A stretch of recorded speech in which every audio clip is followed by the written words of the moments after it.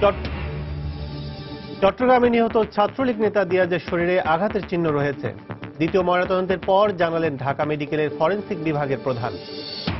নিম্ন আদালতের বিচারকদের আচরণ ও শৃঙ্খলা বিধি গেজেট আকারে প্রকাশের প্রয়োজন নেই। সরকার ও বিচার বিভাগের ভিন্ন ভিন্ন অবস্থানের মধ্যে বঙ্গভবনের চিঠি। কারখানায় শ্রমিকদের নিরাপদ কর্মপরিবেশ নিশ্চিত এবং নারী ও প্রতিবন্ধীদের জন্য আরও বেশি কর্মসংস্থান সৃষ্টির আহ্বান প্রধানমন্ত্রীর। ঢাকা সামিটের উদ্বোধন। নিউ ইয়র্কের সিটি আইডি প্রাপ্ত অভিবাসীদের তথ্য ট্রাম্প প্রশাসনকে দেওয়া হবে না, ঘোষণা মেয়রের। অভিবাসীদের সব ধরনের নিরাপত্তা নিশ্চিতের আশ্বাস। এবং অবৈধভাবে দাম বাড়ানোর অভিযোগে ব্রিটেনে ওষুধ প্রস্তুতকারী প্রতিষ্ঠান ফাইজার ইনকে জরিমানা করায় সাধারণ মানুষের স্বস্তি, অনুকরণীয় হতে পারে বাংলাদেশের জন্য।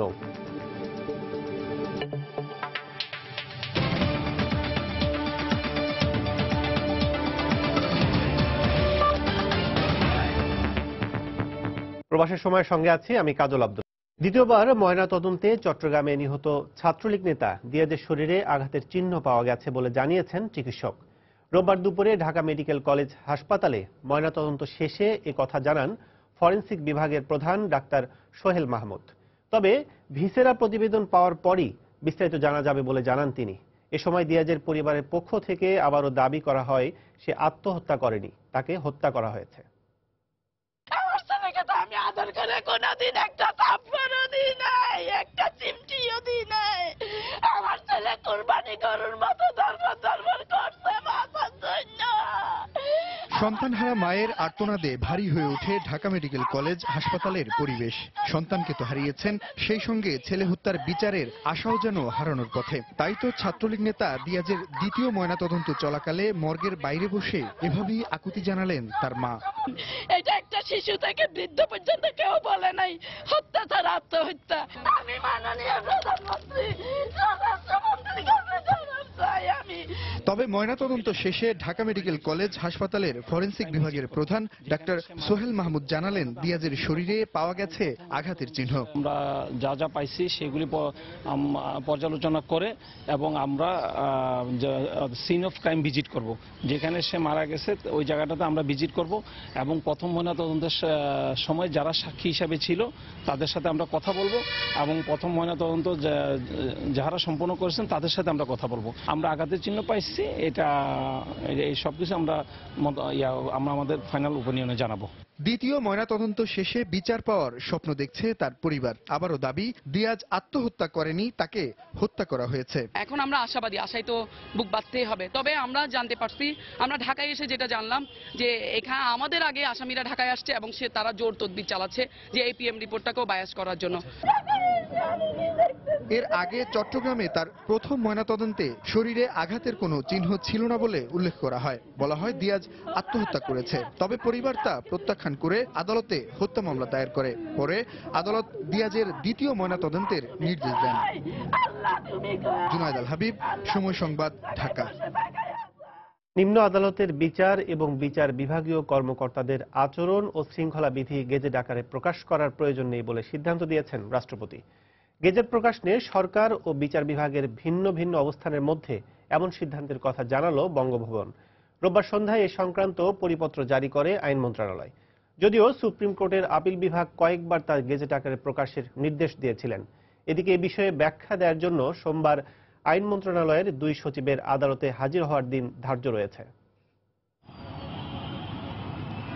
সংবিধানের 116 অনুচ্ছেদের আলোকে অধস্তন আদালতের বিচারকদের নিয়োগ, পদোন্নতি ও বদলি সংক্রান্ত বিধান নিয়ন্ত্রণ করে থাকে আইন মন্ত্রণালয়। গত 1 নভেম্বর বিচার বিভাগ পৃথকীকরণ দিবসে প্রধান বিচারপতি এক বাণীতে এ বিধানের সমালোচনা করেন। এমনকি বহুল আলোচিত মাজদার হোসেন মামলার আলোকে আইন মন্ত্রণালয়ও সুপ্রিম কোর্টের পরামর্শে নিম্ন আদালতের বিচারকদের আচরণবিধি ও শৃঙ্খলা বিধি খসড়া প্রস্তুত করেছিল। এতদিন আটকে ছিল রাষ্ট্রপতির অনুমোদনের। কিন্তু রোববার রাষ্ট্রপতি এক বিবৃতিতে জানান আলাদা করে এ বিষয়ে গেজেট প্রকাশের প্রয়োজন নেই। সংবিধান বিশেষজ্ঞ ডক্টর স্বাধীন মালিকের মত, নিম্ন আদালতের বিচারকদের নিয়ন্ত্রণ সর্বোচ্চ আদালতের হাতেই থাকা উচিত। আমরা বিচার বিভাগের স্বাধীনতা পৃথকীকরণের কথা বলছি।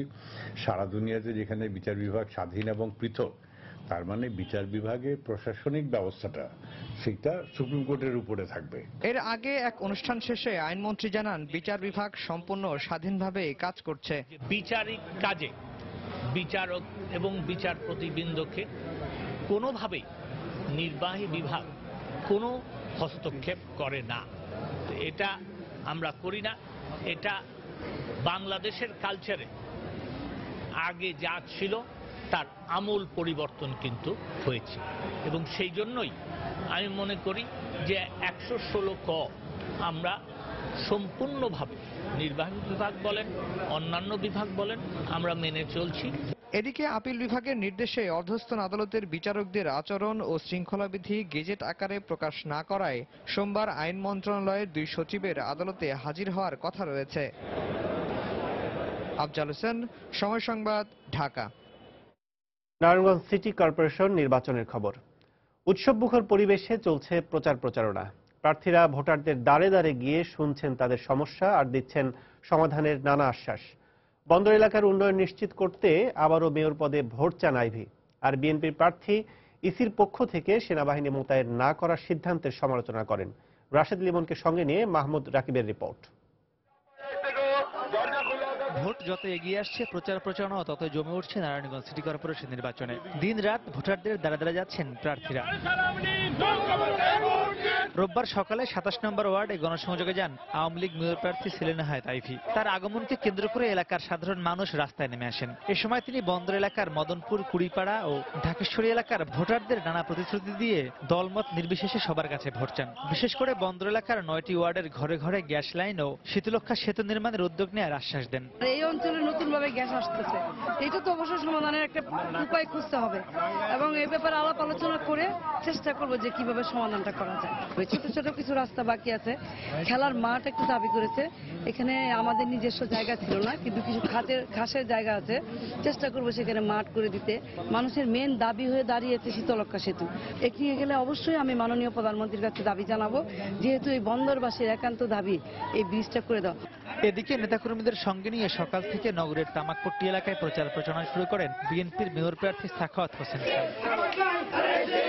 শীতলক্ষা ও শহীদনগর এলাকায় গণসংযোগ করে জয়ের ব্যাপারে আশাবাদ ব্যক্ত করেন তিনি। বলেন, নারায়ণগঞ্জ সিটি কর্পোরেশন নির্বাচনে সেনা মোতায়েনের বিষয়ে নির্বাচন কমিশনের সিদ্ধান্ত আওয়ামী লীগ প্রার্থীর বক্তব্যেরই প্রতিধ্বনি। নির্বাচন কমিশন থেকে যে বক্তব্য দেওয়া হয়েছে যে এখানে সেনাবাহিনী নিয়োগের প্রয়োজন নাই, সেটা আমি মনে করি আওয়ামী লীগের প্রার্থী যে বক্তব্য দিয়েছে সেই বক্তব্যের একটা প্রতিধ্বনি। অন্যান্য বাহিনীর সাথে সেনাবাহিনীকে মোতায়েন করার জন্য আমি জোর দাবি জানাচ্ছি। ড্রেনেজ ব্যবস্থা এবং ওভারব্রিজ, ফুটওভার ব্রিজ এবং সরু রাস্তাঘাটকে উন্নত করতে চাই, গ্যাস পানি সমস্যার সমাধান করতে চাই। অন্যদিকে মহানগরীতে এক সংবাদ সম্মেলনে সিটি কর্পোরেশনের সৎ, যোগ্য ও জনকল্যাণে কাজ করবেন এমন ব্যক্তিকে নির্বাচিত করার জন্য ভোটারদের আহ্বান জানিয়েছে সুশাসনের জন্য নাগরিক সুজন। প্রার্থীদের মধ্যে মাহমুদ রাকিব, সময় সংবাদ, নারায়ণগঞ্জ। নারায়ণগঞ্জে সেনাবাহিনী নিয়োগের কথা বলে বিএনপি সিটি কর্পোরেশন নির্বাচনকে প্রশ্নবিদ্ধ করার চেষ্টা করছে বলে মন্তব্য করেছেন আওয়ামী লীগের সভাপতিমণ্ডলীর সদস্য আব্দুর রাজ্জাক। রোববার সকালে রাজধানীর কাকরাইলে ডিপ্লোমা ইঞ্জিনিয়ার্স ইনস্টিটিউটে এক আলোচনা সভায় বক্তব্য রাখেন তিনি। একই অনুষ্ঠানে খাদ্যমন্ত্রী অ্যাডভোকেট কামরুল ইসলাম বলেন, নারায়ণগঞ্জ সিটি কর্পোরেশন নির্বাচনেও মুক্তিযুদ্ধের পক্ষের শক্তি বিজয় লাভ করবে। এই নারায়ণগঞ্জের নির্বাচন আমরা আমাদের প্রার্থী দিয়েছি, এখন বলা হচ্ছে যে সেখানে সেনাবাহিনী দিতে হবে। যখন তখন সেনাবাহিনীকে নির্বাচনে বা বিভিন্ন কাজে ডেকে আমরা তাদেরকে রাজনীতিকরণ করতে চাই না। নারায়ণগঞ্জের সিটি কর্পোরেশন নির্বাচন আপনারা দেখবেন, সিটি কর্পোরেশন নির্বাচনকে কেন্দ্র করে মাজা ভাঙ্গা বিএনপি দলটি আবার দাঁড়াবার চেষ্টা করছে। আমরা মন্ত্রীরা যেতে পারি না, আমাদের এমপিরা যেতে পারে না, অথচ বিএনপির সর্বস্তরের নেতারা ফখরুল ইসলাম আলমগীর থেকে শুরু করে সবাই সেখানে যাচ্ছে এবং সারাদিন বিভিন্ন কথাবার্তা বলছে। এমনকি বেগম খালেদা জিয়া সেখানে যাবেন, হয়তো শোনা যাচ্ছে তিনিও যাবেন। নির্বাচনের তফসিল ঘোষণা করার পর থেকেই তারা অভিযোগের রাজনীতি, নালিশের রাজনীতি, বিভিন্ন কথামালার রাজনীতি শুরু করেছেন। আমরা বিশ্বাস করি নারায়ণগঞ্জ নির্বাচনে তারা কোনো অবস্থাতেই সফলকাম হবে না। প্রবাসের সময় আরো থাকছে। ইন্টারনেটে পৌর্ণ সাইটের সহজ প্রাপ্যতায় শিশু শিক্ষার্থীদের মাঝে বাড়ছে আসক্তি। সরকারকে দ্রুত কার্যকরী উদ্যোগ নেওয়ার আহ্বান ব্যবস্থা নেওয়ার আশ্বাস প্রতিমন্ত্রী।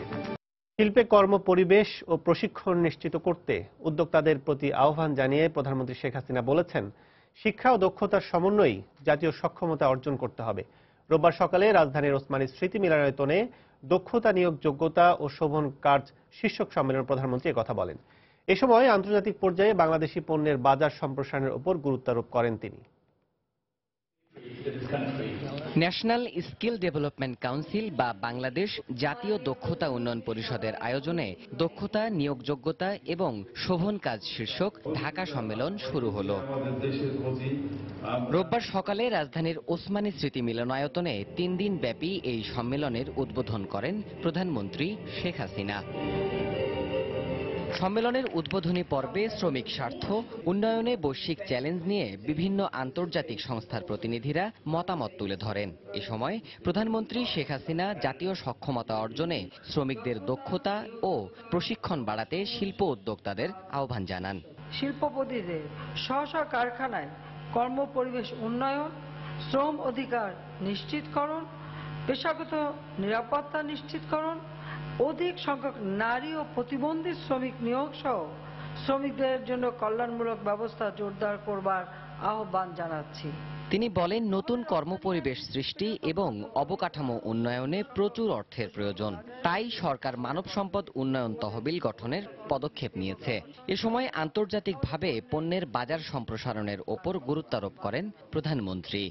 আমাদের রপ্তানি আয় বৃদ্ধি পেলেও তা মূলত তৈরি পোশাক ও সীমিত সংখ্যক বৈদেশিক বাজারের মধ্যে সীমাবদ্ধ রয়েছে। আমাদের ভবিষ্যৎ অর্থনীতি এবং কর্মসংস্থানের জন্য আমাদের পণ্যের বৈচিত্র্য ও পণ্যের বাজার সম্প্রসারণ একান্তভাবে প্রয়োজন। এছাড়া ভবিষ্যতে বাংলাদেশে শিল্পের প্রসার ও মানসম্মত কর্মপরিবেশ সৃষ্টিতে উন্নয়ন সহযোগীরা বাংলাদেশের পাশেই থাকবে বলে আশাবাদ ব্যক্ত করেন প্রধানমন্ত্রী শেখ হাসিনা। ও সমান কর্মপরিবেশ সৃষ্টিতে তাদের সহযোগিতা অব্যাহত রাখবেন। দেবাশিস রায়, সময় সংবাদ, ঢাকা। প্রবাসের আরো কিছু খবর।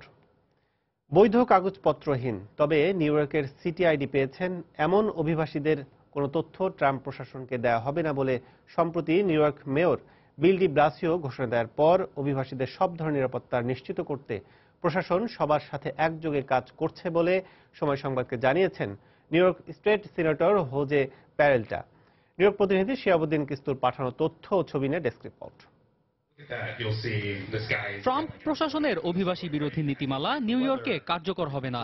এর বিরুদ্ধে আইনি সহযোগিতা সহ যে কোনো ধরনের সহায়তায় কাজ করছে প্রশাসন। এ ব্যাপারে কমিউনিটিকে আশ্বস্ত করতে শনিবার কুইন্সের একটি পাবলিক স্কুলের টাউন হলে আলোচনা সভার আয়োজন করে দক্ষিণ এশীয় অভিবাসী অধিকার সংগঠন ছায়া কমিউনিটি ডেভেলপমেন্ট। একাত্মতা প্রকাশ করে এতে অংশ নেয় নিউ ইয়র্কের আরো 19টি নাগরিক অধিকার সংগঠন। সভায় New York State senator Jose Peralta সহ নিউ ইয়র্ক নগর প্রশাসনের প্রতিনিধি এবং নাগরিক অধিকার সংগঠনের প্রতিনিধিরা বক্তব্য দেওয়ার পাশাপাশি বিভিন্ন প্রশ্নের উত্তর দেন।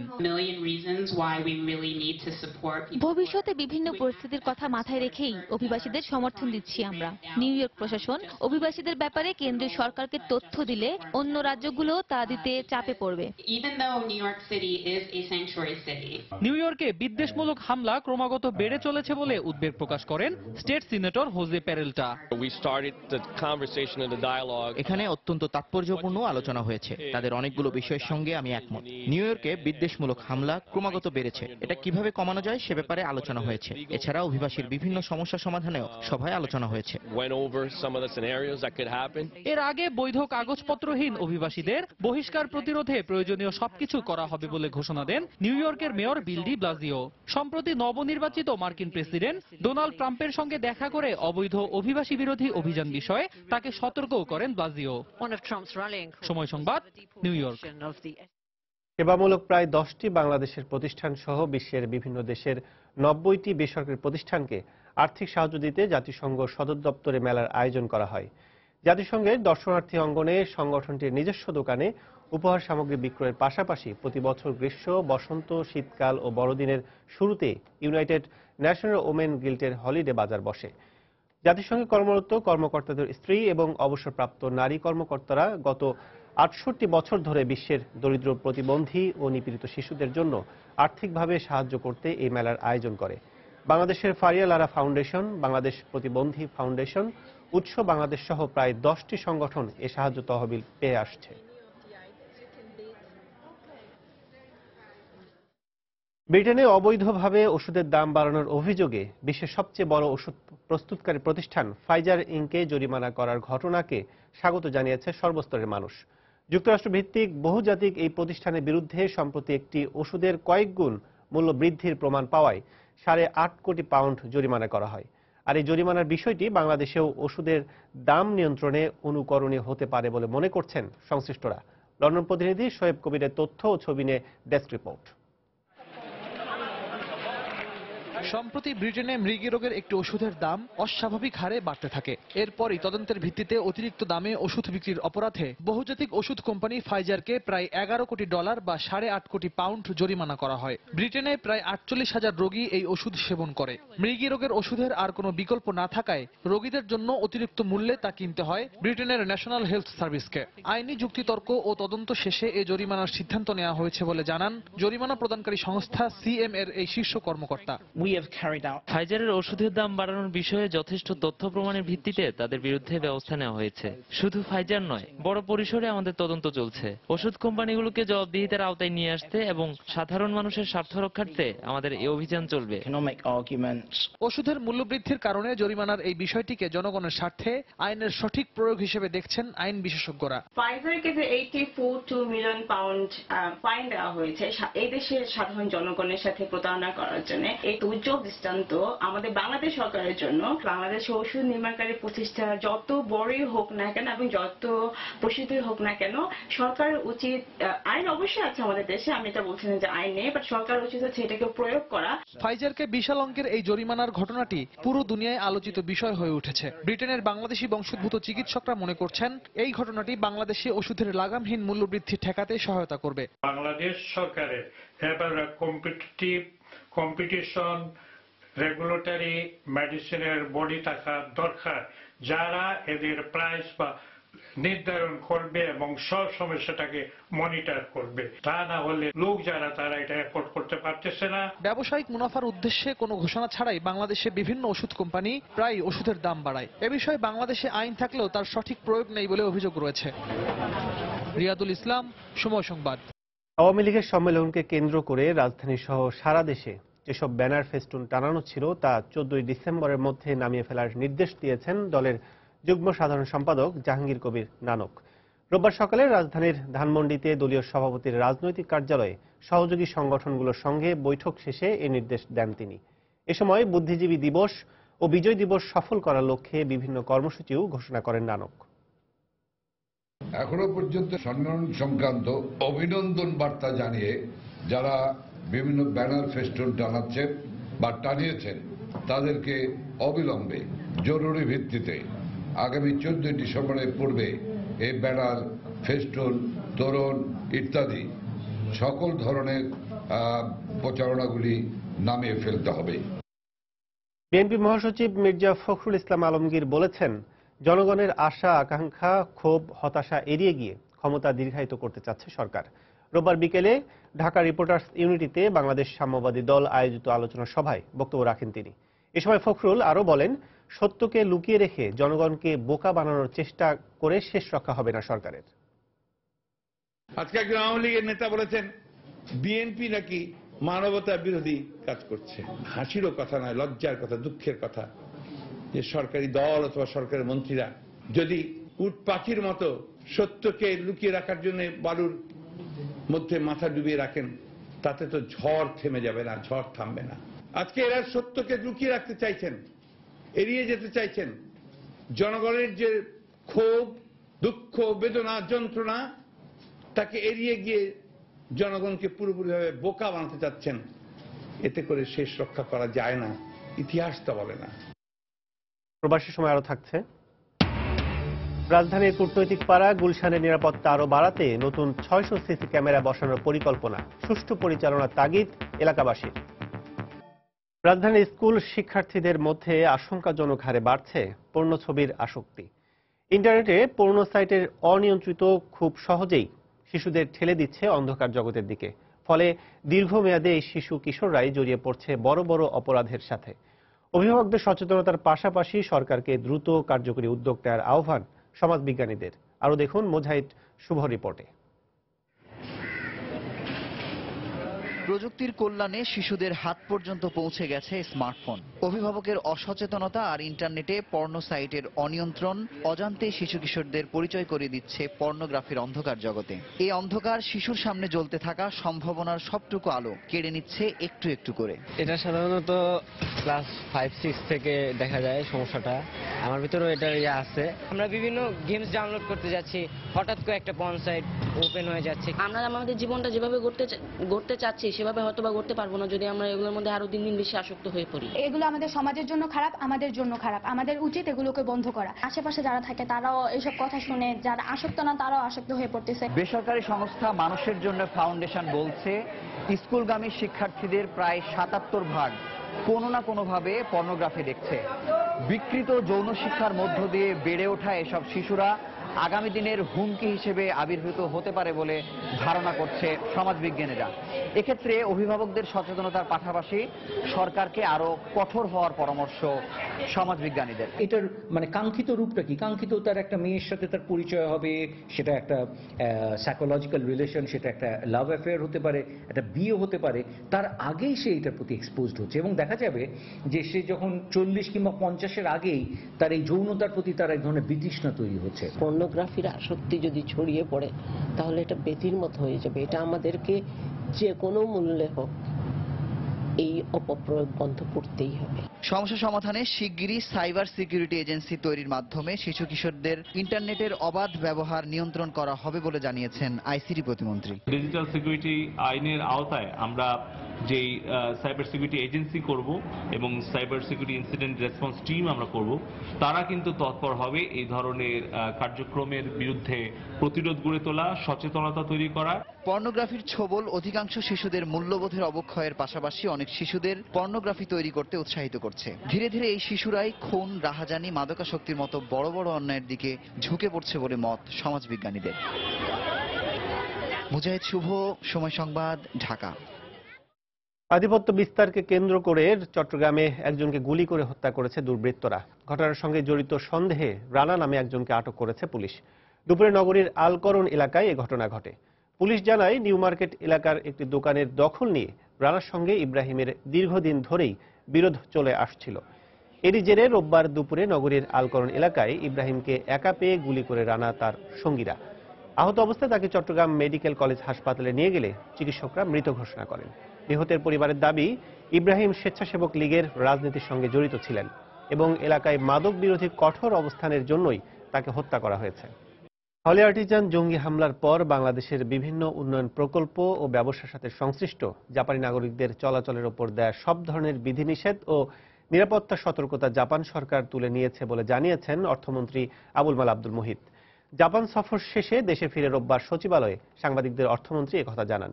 বিনিয়োগ প্রকল্পসমূহ এগিয়ে নিতে এখন আর কোনো বাধা নেই বলেও জানান অর্থমন্ত্রী। Japan did one thing. Publicly, their position has been never wavering in their interest in Bangladesh. একটা ওই অ্যাডভাইসারিটা ছিল টু দেয়ার এমপ্লয়িজ যে তারা একটু সাবধানে থাকতে আসতে পারবে না।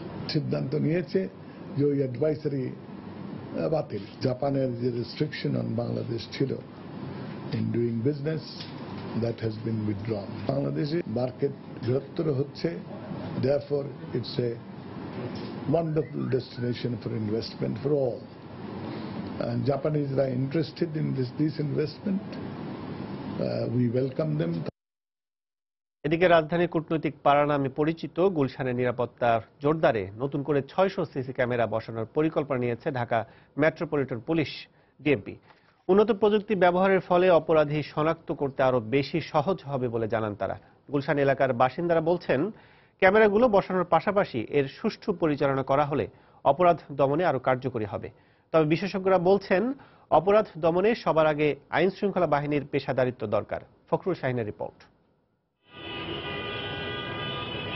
গুলশানের শাহজাদপুর এলাকার বাসিন্দা মোহাম্মদ দিন ইসলাম গত মাসের 10 তারিখে ৮০,০০০ টাকা নিয়ে গুলশান আজাদ মসজিদের সামনে দিয়ে যাওয়ার সময় ছিনতাইকারীর কবলে পড়েন তিনি। দুটি অটোরিকশায় ৫ জন এসে তার টাকা ছিনতাই করে নিয়ে যায়। এ ব্যাপারে সেদিনই সংশ্লিষ্ট থানায় মামলা করা হলে সিসি ক্যামেরার ফুটেজ দেখে অপরাধীদের শনাক্ত করেন গুলশান থানা পুলিশ। তারা জানান ইতিমধ্যে একজন আসামিকে ধরা হয়েছে, বাকিদের ধরতে চেষ্টা চালিয়ে যাচ্ছেন তারা।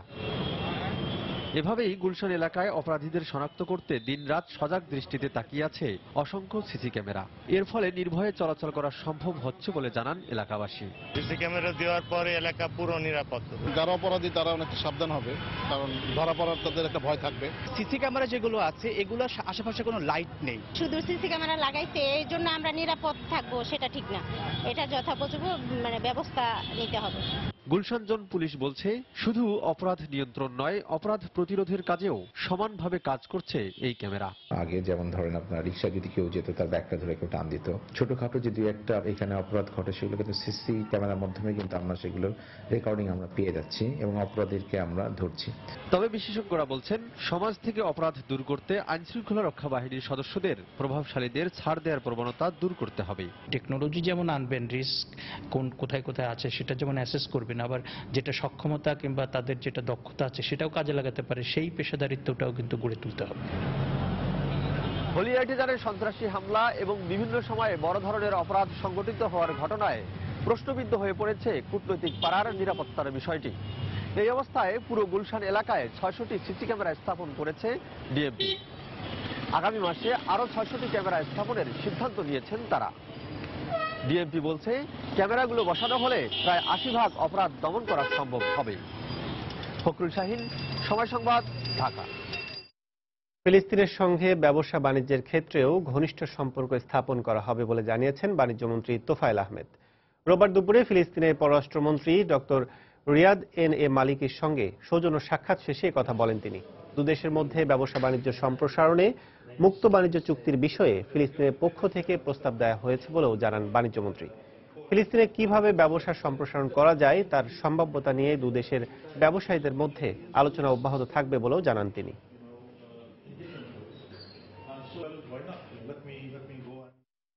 রাজনৈতিকভাবে আমরা একে অপরের খুব কাছাকাছি, we are very close with each other, so far political matter is concerned, but we like to be very close also in economic side. আমাদের দেশে যারা ব্যবসায়ী প্রতিনিধি তারা এবং প্যালেস্টাইনের ব্যবসায়ী প্রতিনিধিরা তাদের সাথে একটা মিটিংয়ের ব্যবস্থা করা হবে। আমরা এখন প্যালেস্টাইন থেকে বেশ কিছু পণ্য আমরা আমদানি করি যার ডিউটি খুব কম। মাননীয় পররাষ্ট্রমন্ত্রী his excellency the foreign minister, he was requesting us whether we can go for FTA. অভিবাসন খরচ কমানো সহ অভিবাসন প্রক্রিয়ায় স্বচ্ছতা নিশ্চিতে বাংলাদেশের প্রস্তাব বিশ্ব সম্প্রদায় ইতিবাচকভাবে নিয়েছে বলে জানিয়েছেন পররাষ্ট্র সচিব মোহাম্মদ শহীদুল হক। রোববার সন্ধ্যায় নবম অভিবাসী ঢাকা সম্মেলনের সরকারি পর্যায়ের আলোচনার দ্বিতীয় দিনে একথা জানান তিনি।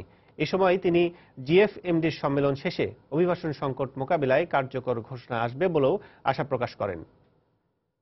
অনেক দেশ এটা নিয়ে খুব একটা কথা বলতে চায় না। আমরা বাংলাদেশ হিসেবে বলেছি যে 3 ধরনের কম্প্যাক্ট হতে পারে। একটা কনভেনশন হতে পারে যেটা বাইন্ডিং হবে সবার উপরে, একটা এমডিজি মডেলে হতে পারে, প্যারিস ক্লাইমেট যে এগ্রিমেন্ট সেইটার আদলে। তো এখন এটা নিয়ে আলোচনা চলছে, বিভিন্ন দেশ বিভিন্ন কথা বলছে। এখনও এটা খুব আর্লি এটার উপরে কোনো ওপিনিয়ন করা, কিন্তু আপনারা জানেন সিভিল সোসাইটিতে এটা নিয়ে আলাপ হচ্ছে। আমরা বাংলাদেশের স্পেসিফিক আমাদের বঙ্গোপসাগরে জলদস্যুদের উৎপাত বেড়ে যাওয়ায় আতঙ্কে দিন কাটাচ্ছেন জেলেরা। অনেকেই সাগরে মাছ না ধরে ফিরে আসছেন, আবার যারা যাচ্ছেন তাদেরও সব হারিয়ে সর্বশান্ত হতে হচ্ছে। এমনকি প্রাণহানির মতো ঘটনা ঘটছে প্রতিনিয়ত। এক্ষেত্রে চরম লোকসানের মুখে পড়েছেন বোট মালিকরা।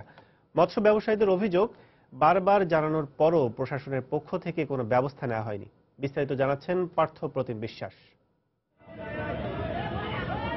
সাগরের মাছ দিয়ে বাংলাদেশের মৎস্য চাহিদার যেমন ব্যাপক অংশ পূরণ করা হয়, তেমনি বিদেশে রপ্তানি করেও আয় করা হয় বৈদেশিক মুদ্রা। নগরীর ফিশারিঘাট এলাকার পাশাপাশি বাঁশখালী, মহেশখালী এবং কুতুবদিয়া থেকে প্রায় 40,000 বোট প্রতিনিয়ত সাগরে মাছ ধরতে যায়। কিন্তু গত কিছুদিন ধরে মহেশখালী, কুতুবদিয়া, হাতিয়ার গভীর সাগরে জলদস্যুদের উৎপাত বেড়ে যাওয়ায় অধিকাংশ বোট ও জেলেরা ভয়ে আতঙ্কে সাগরে মাছ ধরতে যাচ্ছে না। বোট মালিকদের অভিযোগ, জলদস্যুরা জেলেদের সর্বস্ব কেড়ে নিয়ে মাছ ধরার জাল বোট পুড়িয়ে দিচ্ছে। এমনকি সাম্প্রতিক সময়ে কয়েকজন জেলেকে হত্যা করে সাগরে ফেলে দিয়েছে। প্রতিনিয়ত ডাকাতি হচ্ছে, মাঝি মাল্লারা আরো ভয় পায় যে একটা লোক যদি গুলি করে মেরে ফেলে, সরকার থেকে কোনো অনুদান নাই, আর আমরা মালিক পক্ষ থেকে 10,000 20,000 টাকা, এই টাকা দিয়ে একটা গরিব মানুষের কি হয়। আর সাগরে মাছ ধরতে যেতে না পেরে অনেকটাই অলস সময় কাটাচ্ছেন জেলেরা। এতে চরম লোকসানের সম্মুখীন হচ্ছেন বোট মালিকরা। জলদস্যুর আমাদের অনেক ক্ষতি করে, কারণ আমরা জাল বসাইছি, এখন কাজ করব, মাছ তুলবো, ওই টাইমে এসে ওরা জামিলা করতেছে, জাল ছাইরা দিয়ে অন্য আরেক বুট 3-4 বুট একত্রিত বসে থাকতে হয়, আমাদের কাজ করতে পারি না। জলদস্যুরা ডাকাতি করে, তাহলে আমাদের লোকজনকে মারধর করে, প্রায় সময় জিম্মি করে ওদেরকে টাকা পয়সা আদায় করে। বোটটা যদি শিপে সাগরে যেতে না পারে, বসে থাকলে বোটটা ওয়েস্টেজ হয়, বা বসে থাকতে থাকতে বোটটা নষ্ট হয়ে যায়, তাহলে তো অনেক ক্ষতি হয়। যদি সাগরের জলদস্যুতা বন্ধে সরকার কঠোর ব্যবস্থা গ্রহণ না করে, তাহলে সামনের দিনগুলোতে কঠোর কর্মসূচি দেওয়া হবে বলে হুঁশিয়ারি দিয়েছেন ফিশারিঘাট মৎস্য ব্যবসায়ী সমিতি। জলদস্যু সরকার যদি 1 মাসের ভিতর বন্ধ না করে, আমরা আগামী 1 মাসের মধ্যে কঠোর আন্দোলনে যাব। সংশ্লিষ্টদের আশঙ্কা, অবিলম্বে সাগরে জলদস্যুতা বন্ধ করা না গেলে সম্ভাবনাময় এ মৎস্য খাত ব্যাপক ক্ষতির মুখে পড়বে। পার্থপ্রতিম বিশ্বাস, সময় সংবাদ, চট্টগ্রাম।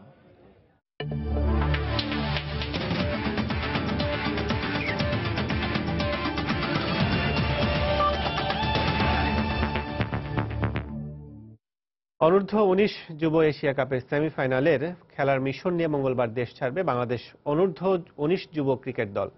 রোববার মিরপুরের মিডিয়া সেন্টারে আনুষ্ঠানিক সংবাদ সম্মেলনে এমনটাই জানিয়েছেন অধিনায়ক সাইফি হাসান। তবে যুবাদের কোচ আব্দুল করিম জুয়েলের লক্ষ্য এশিয়া কাপে ইতিবাচক ফলাফলের পাশাপাশি 2018 সালে নিউজিল্যান্ডে অনুষ্ঠিত হতে যাওয়া যুব বিশ্বকাপের জন্য দল নির্বাচন করা। ছবির এই ফ্রেমের দুরন্ত দুর্বার কিশোররাই বাংলাদেশের ক্রিকেটের আগামীর স্বপ্ন সারথি, যাদের মাঝে আছে দারুণ সম্ভাবনা। 2018 নিউজিল্যান্ড যুব বিশ্বকাপের সেরা দল নির্বাচনে গেল 4 মাস বিসিবি নিবিড় পর্যবেক্ষণে এদের গড়ে তুলছে। হাতে সময় এখনো বছর দেড়েক। তার আগে সেরা দল নির্বাচনে দারুণ এক মঞ্চ পেল যুব দলের টিম ম্যানেজমেন্ট। 15 ডিসেম্বর শ্রীলঙ্কায় বসছে যুব এশিয়া কাপ। আসরে ইতিবাচক ফলাফলের লক্ষ্য বাংলাদেশের। তবে যুবাদের এশিয়া কাপের এই বড় মঞ্চে টিম ম্যানেজমেন্টের অগ্নিদৃষ্টি বিশ্বকাপের জন্য সেরা দল নির্বাচন। আগামী যে ওয়ার্ল্ড কাপ রয়েছে সেটার উপর আমরা কিন্তু মোটামুটি ফোকাস করে এই টিমটা আমাদের তৈরি করা হয়েছে।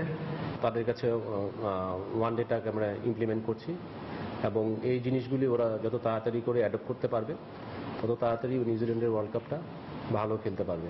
8 দলের এই আসরে ভারত পাকিস্তানের উপরে থাকবে স্পটলাইট। 2 গ্রুপের সেরা 2 দল খেলবে সেমিফাইনাল। বাংলাদেশ আছে গ্রুপ বিতে। ফেভারিট পাকিস্তান ছাড়াও ছোটদের ক্রিকেটেও জায়ান্ট কিলার আফগানিস্তান ও সিঙ্গাপুর। প্রতিপক্ষ সম্পর্কে ভিডিও দেখে ধারণা নিয়েছে বাংলার যুবারা। তাই তো টিম ম্যানেজমেন্ট ইতিবাচক ফলাফলের কথা বললেও বাংলাদেশ অধিনায়ক সাফল্য পেতে আপোষহীন। আফগানিস্তানরা একটু অ্যাটাকিং ক্রিকেট খেলতে পছন্দ করে, ফার্স্ট পাওয়ার প্লেটা তারা ইউজ করে, কিছুটা স্পিনে তারা দুর্বল, তাদের বোলিং অ্যাটাকটা খুব ভালো। তো আমরা যদি আমাদের ব্যাটিংটা যদি আমরা বেসিক্সে থাকি তাহলে ইনশাআল্লাহ এটা ইজি হবে। এবছর বাংলাদেশে অনুষ্ঠেয় যুবদের স্বপ্নের বিশ্বকাপে দারুণ পারফরমেন্স করায় বরাবরের মতো এবারও প্রত্যাশার পারদ একটু বেশি। যদিও দলটির 13 জন সদস্যই একেবারে নতুন। পেস বোলার আব্দুল হালিম আর অধিনায়ক সাইফ হাসান অভিজ্ঞ। তবে এই নতুনরাই তো পারেন নতুন করে ইতিহাস রচনা করতে, কারণ তাদের মাঝের একজন আফিফ হাসান ধ্রুব বিপিএলে যে পারফরমেন্স প্রদর্শন করেছেন তাতে নিশ্চয় ভবিষ্যতের বার্তা পাওয়া যায় বাংলাদেশের এই যুবরা এগিয়ে যাবে দূর বহুদূর। হুমায়ুন কবির রোজ, সময় সংবাদ, ঢাকা। এ পর্যায়ে শীর্ষ সংবাদগুলো জানিয়ে দিচ্ছি আরেকবার। চট্টগ্রামে নিহত ছাত্রলীগ নেতা দিয়াজের শরীরে আঘাতের চিহ্ন রয়েছে। দ্বিতীয় ময়নাতদন্তের পর জানালেন ঢাকা মেডিকেলের ফরেনসিক বিভাগের প্রধান। নিম্ন আদালতের বিচারকদের আচরণ ও শৃঙ্খলা বিধি গেজেট আকারে প্রকাশের প্রয়োজন নেই। সরকার ও বিচার বিভাগের ভিন্ন ভিন্ন অবস্থানের মধ্যে বঙ্গভবনের চিঠি।